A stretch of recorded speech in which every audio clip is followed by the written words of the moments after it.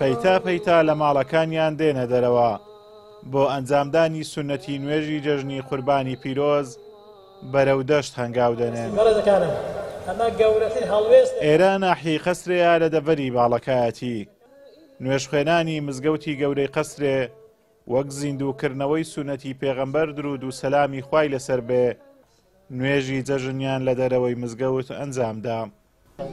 ئەوەی کە من بە تێگەیشتنی من دەبێت لە دەرەوە بکرێت بە جۆری ئەو فەرمودانێکە هەنە لە قورئان و لە سونە ئەوەی هاتووە چ دەکات لەسەر بکە نوێژی جەژن چونکە پێغەمبەر یەکەم جار کردووی سەلام ئەویش هەموو نوێژەکانی لە دەرەوە کردو تەنها یەک نوێژەی بە باران و قوڕ بردێ مزگەوتێ ماخەکەی دیکە لە 19 نوێژی 18 نوێژی لە دەرەوە کردن لە بەخاتێ ئەو ڕێبازی پێغەمبەر سەلامی خوای لەسەر بۆ زیندووکردنی ئەو ڕێبازی پێغەمبەر کە من بە پێویستی زان بەڕاستی چونکە نوێژی جەژن وهانێک کە خەڵک چاوی دەکات زۆر گەورەیە زۆر لەو گەورەترە و حکمەتەکانیشی زۆر زیاترن وردەکاریەکانیان زۆر زیاد کە خۆی گەڵەسەکردن بەڵام داخی گرام کە بەڕاستی ئێمە دوورین لە وردەکاریەکانی ئەو عیبادەتە گەورە بەڕاستی لەبەر ئەو بەڕاستی ویسپان کە زیندووکەرەوە هیوادارم ئینشاڵڵا خەڵکیش چاو لێمە بکە بێگومان خێران دەگاتێ.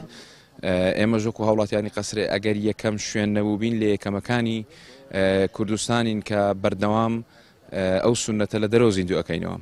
مەبەست لە زیندووکردنەوەی ئەو سونەتە یەکەم شت ئەوەیە کە پێغەمبەرمان خوای لەسەر بێ ئەنجامیەوە دووەمیشت بەهێزکردن و فتەوکردنی ڕێز و خۆشەویستی و میهرەبانی لە نێوان تاکەکانی کۆمەڵگایە کە وای کردی ئێمە بین هەمومان پێکەوە بە یەک دەست یەک ڕنگ بین لە دەرەوە لە ناو سروش نوێژی جەژن ئەنجام بدەین. ماوەستا سڵاوت لێ بێت و جەژنت پیرۆز بێتن. خی گەورە پیرۆز و مبارەکی کاتن ئەگەر جەژنە پیرۆزانی خۆتان بگەێنن. جەژنە پیرۆزانە لە هەموو مسلمانان پیرۆز بی هیوادارین ببیتە مای بەختەوەری لە هەموو مسلمانان. پیرۆزە ئیشاڵڵا پیرۆز بی لە هەموو مسلمانان. هاوڵاتیانی ناحیەی قەسرێ دڵخۆشن بە زیندووکردنەوەی ئەم سونەتەی پێغەمبەر درود و سەلامی خوای لەسەر بێت بە ئەنجامدانی نوێژی جەژنەکان لە دەرەوەی مزگەوت و داوا دەکەن شوێنەکانی دیکەش ئەم سونەتە زیندوو بکەنەوە. الحەمدولیلا ئێمە دڵخۆشکەرین پەیوەندی خزمەتی و کۆمەڵایەتی نوێ دەکەینەوە دووپات دەکەینەوە لێرە جەژنە پیرۆزە یەکتر دەکەین گردە ئازایی یەکتر دەکەین. زۆر خۆشحاڵن کە لێرە جەژنانە ئەنجام دەین و داوای گردن ئازایی لە یەکەکەین و تۆقە و جەژن و هەروەها پیرۆزبایی لە یەکترەکەین کە لێرە لە دەرێ تام و لەزەتێکی تایبەتی هەیە بەڕاستی.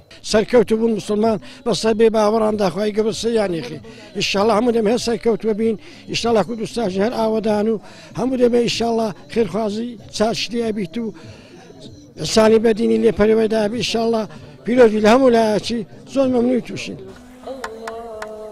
نوێژخوێنان دوای ئەنجامدانی نوێژ و وتاری جەژن تەوقە و گەردەن ئازادیان لە یەکتر کرد. دواتر بۆ ئەنجامدانی جەژنە پیرۆزە و بەجێگەیاندنی سونەتی قوربانی بەرەو ماڵەکانیان گەڕانەوە. ئەنجامدانی نوێژەکانی جەژن لە دەرەوەی مزگەوت لە دەشت و دەر لە نێوباخ و پارک و شوێنەکراوەکاندا سونەتە و باشترە و جۆرێکیشە لە دەربڕینی خۆشی و نیشاندانی بە گەورەکردنی ئەو دروشمەی ئیسلامە.